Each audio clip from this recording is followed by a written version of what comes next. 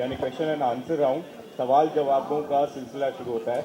किससे पूछना चाहेंगे वो आप, लेकिन पहला मेरा सवाल भाई आपके लिए है विकास मलिक जी, क्योंकि ऑनसेम्बल कास्ट है, इतना ज़बरदस्त आपने स्टार कास्ट क्रिएट किया है और आपके जैसे प्रोड्यूसर्स की ज़रूरत है जो हमारे बीच से निकल के आए हैं, हमारे रिप्रेजेंटेटिव बन के आए।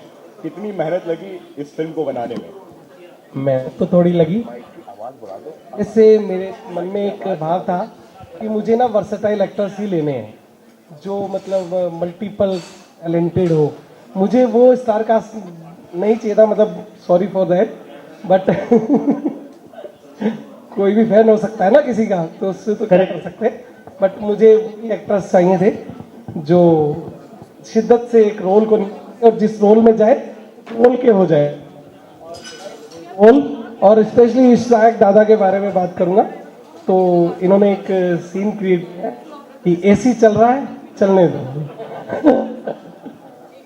और आप जब फिल्म देखेंगे तो वो एसी जो चल रहा है ना, वो आपकी लाइफ के लिए होगा। लाइफ चल रही है तो चलने तो भूल जाएंगे आप, गाड़ी चल रही है चलने तो भूल जाएंगे आप जिंदगी को एसी से जोड़ देंगे और हमेशा ये कहेंगे एसी चल रहा है, चलने दो। Thank you. Good afternoon, ladies and gentlemen, and our esteemed guests. Welcome to post-launch event. I am Shagun Jolly, your host today. So, मैं मीडिया को रिक्वेस्ट करना चाहती हूँ कि अगर वो कुछ क्वेश्चन करना चाहते हैं तो वो कर सकते हैं। विक्रम सर, आपसे मेरा सवाल है, film making is a very serious business and you have been part of the industry so long. जब आप कोई फिल्म को लीड करते हैं, the responsibility goes up on your shoulder, और किसी फिल्म को लीड करना और थिएट्रिकल रिलीज पे जाना एक जिम्मेदारी बढ़ जाती है। आर यू नर्वस और excited? It's a big responsibility when you doing a theatrical release. I am little nervous because response जो है वो काफ़ी रूथलेस होता है एंड आप ऑडियंस के सामने एक सिंपल सी चीज़ पेश कर रहे हैं। What I believe is that when you are leading something you need to be very simple, you need to be very straightforward and आपको बाकी सारे लोभ लालच हटाकर स्क्रिप्ट के लिए ट्रूथफुल होना पड़ता है, जो मैंने कोशिश करी है इस फिल्म में कि जो मुद्दा है हम उस मुद्दे से जितना जुड़े रहें। बाकी it depends to the audience. We have tried a level best to remain as true as we can and काफ़ी सारी सच्ची कहानियाँ हैं जो कि हमने सच्ची घटनाएँ हैं, कहानियाँ हैं जो कि हमने इस फिल्म की स्क्रिप्ट में इनकॉर्पोरेट किया उन्हें। और वो जिस तरीके से स्कीम्स बनाई जाती हैं, जिस तरीके से सारी चीज़ें होती हैं, हम काफ़ी सारी डिटेल में घुस के उसको एक्सप्लेन करने की कोशिश की है। But that's a very serious matter and it's very experimental also. But ठीक है, अब वो वाली बात है ना कि रिस्क है तो इश्क है, वही चीज़ है इधर भी। विकास, आपसे पूछना चाहूँगा, बहुत इंपॉर्टेंट मुद्दा है और कहीं ना कहीं ये एक ऐसा इंपॉर्टेंट मुद्दा भी है जहाँ इस तरह के जाल में या इस तरह की नेटवर्किंग में हमेशा से एक आम आदमी मिडिल क्लास फंसता है और कई बार हालात ऐसे हो जाते हैं कि वो सुसाइड करने तक पहुंच जाता है और कर भी लेता है। The film carries a very important message to the society. Don't you think it has to be tax free? You should be in touch with central और the state ministry to make the film tax free. इस film को basically message देने के लिए नहीं बनाया। ये film basically पूरी तरह से एंटरटेनमेंट बेस्ड है। हमने क्वेश्चन मार्क रेज किया है। It's up to audience, it's up to you कि आप उसको किस तरह पॉजिटिवली और negatively, choice is yours. So the question mark is in the film and in the end we will go for the sequel also. सो हमने छोटा shoot भी किया है उसके लिए। सो नेक्स्ट में अगर आप पूरी सीरीज को देखेंगे बाद में जाके इस साल, एक साल के अंदर, तो आपको ये आइडिया हो जाएगा कि नेटवर्किंग या कोई भी फील्ड है वो गलत है या सही है, ये आपके नज़रिए पर डिपेंड करता है, लोगों के नज़रिए पर नहीं। यानी कि ईश्वर जब बारिश करता है ना तो कुछ के लिए अच्छी होती है और कुछ के लिए बुरी होती है। So question mark is all is in your count actually. To the living lady, मैं ऐसा मानता हूँ कि जब आप इस तरह की सिनेमा का हिस्सा बनते हैं, आप इंसानी इमोशनल भावुकता के जो पहलू हैं उसको छूने की कोशिश करते हैं। And this is one of the most, I would say the toughest part, किसी को रुला देना, जब अपने अभिनय के माध्यम से या किसी को रिलेट करा देना कि यार ये शख्स या ये महिला या ये औरत हमने देखी है या लोग कोई इससे गुजरे हैं। What is the most difficult part while playing the the character you playing in the film? and the time when you asked to be on board, what was your reaction? Okay, thank you for this question. This is a very sensitive question. कहते हैं ना कि एक आदमी के जीवन में सबसे ज़्यादा ठहराव तब आता है जब उसकी शादी होती है, करेक्ट? और अगर आपको सही जीवन साथी मिल जाए तो आपकी जीवन एक्चुअली में वहीं से एक नई शुरुआत हो जाती है. तो ऐसा ही इस फिल्म में हुआ है जो विक्रम प्ले कर रहे हैं. और जब मैं इनकी ज़िंदगी में आती हूँ तो बहुत प्यार लेकर आती हूँ. और इस औरत ने अपने पति को इतना प्यार दिया है, इतने दिल से उसे चाहा है कि जब भी वो जीवन में कहीं भी उसे ऐसा लगा है कि वो बुरी तरह से फंस चुका है. क्योंकि एक आदमी, हम सब हमेशा औरतों की बात करते हैं, लेकिन एक्चुअली में आदमी बहुत करता है अपने बच्चों के लिए, अपनी औरत के लिए. तो उसके लिए एक ज़ोरदार तालियां होनी चाहिए, बिकॉज ये हमेशा अननोटिस चला जा रहा है कि एक इतना कुछ कर रहा है, एक औरत को अपने घर को प्रोवाइड करने के लिए स्ट्रेंथ देता है. तो वो आदमी बहुत कुछ कर रहा है इस पूरे नेटवर्क में, पूरे जाल में. लेकिन जब भी वो टूटा है, उसने अपने पेरेंट्स को याद किया है, वाइफ को याद किया है, और फिर से उठा है और फिर से लड़ा है. तो जब रिश्ता बनता है हस्बैंड और वाइफ का, तो उसमें अगर बराबरी पे एक दूसरे को प्यार दें, स्ट्रेंथ दें, संवेदनाएं दें, भावुकता दें, तो वो अपने आप बहुत पावरफुल जर्नी होती है. और वही इस फिल्म में दिखाया है कि ये जो नेटवर्क है, वो नेटवर्क बहुत अच्छा तब बन सकता है जब आपका नेटवर्क बहुत ही रॉक सॉलिड हो.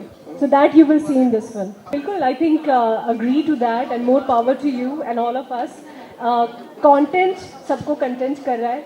I think आजकल यही है कि लोग स्टारडम और ये सब चीज़ें नहीं देख रहे. जो भी आप बॉक्स ऑफिस पे भी देखेंगे तो जो आपको रिव्यू दिखेगा वो ये दिखेगा कि अगर आपके कंटेंट में दम है तो लोग जाते हैं और ज़रूर पैसे खर्च करते हैं और देखते हैं. तो I think that is the way which is the way right now. So yeah Ishtiaq sir, आप क्योंकि आपने इसका सवाल दे दिया था, एक सवाल आपसे बहुत ये भी सवाल आपने दिया था कि एक अच्छी फिल्म और बड़ी फिल्म में क्या अंतर होता है. लेकिन जब बड़ी फिल्म लगती है, हमने अच्छी फिल्म को उसको रिप्लेस करते हुए भी देखा है. थिएटर्स नहीं मिले, लेकिन बाद में बहुत सारे थिएटर्स मिले. जब नेटवर्कर जैसा कॉन्सेप्ट आता है, सिनेमा कई बार नहीं मिलते क्योंकि बड़े बड़े पोस्टर बॉय सारे सिनेमा ले जाते हैं. तो आपको लगता है कि ये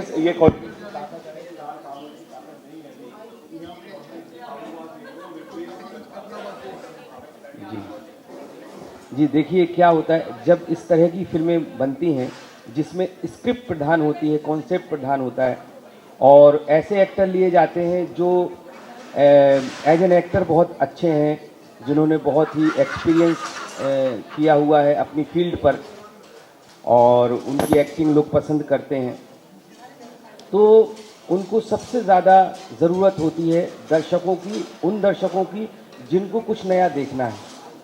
तो जितना दायित्व हमारे producer, director, actor, script writer का है, उतना ही दायित्व जो है मैं मानता हूँ कि दर्शकों का भी है कि आप भी तो कोशिश करें. वो होता ना कि यदि मैं उछलकर इन फूलों भरी डाल को नहीं छू पाता तो वो ही क्यों नहीं मेरे पास आ जाती. हम लोग तो बना रहे हैं ना, हम लोग तो कोशिश कर रहे हैं. तो लोगों को खुद भी तलाशना ज़रूरी हो जाता है हम लोगों के लिए. रहा सवाल इसका कि थिएटर में हम लोगों को जो अच्छी फिल्में हैं, अच्छी फिल्म से मतलब है जो कंटेंट के ऊपर ज़्यादा लेकर बनाई गई हैं, स्क्रिप्ट अच्छी है, वो क्यों हटा दी जाती हैं और स्टार की फिल्में क्यों ले ली जाती हैं? क्योंकि कमर्शियल एंगल जो है हर जगह लागू होता है. तो जो जिसका थिएटर है, जो चाहता है कि वो कुछ कमाई भी करे, तो स्टार को देख के लोग आते हैं. तो वो हम लोगों की जो फिल्में होती हैं, जो कंटेंट वाली फिल्में होती हैं, वो कम कर देते हैं. लेकिन जब वो दर्शकों को पसंद होता है, दर्शकों को लगता है कि हाँ ये फिल्म अच्छी है, माउथ पब्लिसिटी होती है, तो वो धीरे धीरे करके शो बढ़ा देते हैं और फिल्म हम लोगों की हिट होती है. लेकिन मेरी सबसे गुजारिश ये है कि कुछ ऐसी फिल्में जो कंटेंट के ऊपर बनाई गई हैं, उस पर विश्वास करके बनाई गई हैं, स्क्रिप्ट अच्छी है, डायरेक्टर अच्छा है, प्रोड्यूसर जो जिसने ये सोच के फिल्म बनाई है कि मैं लुटूं कुछ भी हो, लेकिन स्क्रिप्ट अच्छी है, एक्टर अच्छे लेंगे, जैसे उन्होंने बोला कि मुझे वर्सटाइल एक्टर चाहिए थे, तो मैं चाहता हूं कि दर्शकों को भी तलाशना चाहिए, दर्शकों को भी जाना चाहिए फिल्म देखने, तो परस्पर व्यवहार होगा तो हो सकता है कि और अच्छी अच्छी फिल्में बने। थोड़ी देर का गैप है, एक बस 1 मिनट। 30 सेकंड गैप है। किसी की गाड़ी खड़ी है बाहर, HR91B3909 किया, किसी की गाड़ी खड़ी है के बाहर, रॉन्ग खड़ी, उसको वहां से उठा लीजिए, तो पुलिस वाले उठा रहे हैं फिर उसको। अनाउंसमेंट खत्म। ऋषभ, मेरा सवाल आपसे है जी, हाउ इज योर एक्सपीरियंस, और जब आप एक ऐसी स्टार कास्ट का हिस्सा है, आपकी कितनी जिम्मेदारियां बढ़ जाती हैं एज एन एक्टर, और प्लीज शेयर योर एक्सपीरियंस, क्या तजुर्बा रहा आपका निजी? सर ऐसा एक्सपीरियंस आपको करते करते आना ही है ना, लेकिन विक्रम भैया इतने सपोर्टिंग थे तो मुझे कोई हेडेक था नहीं शूट पे, और मैं थिएटर करके आगे आया हूँ, और विकास मलिक सर ने भी बहुत सपोर्ट किया।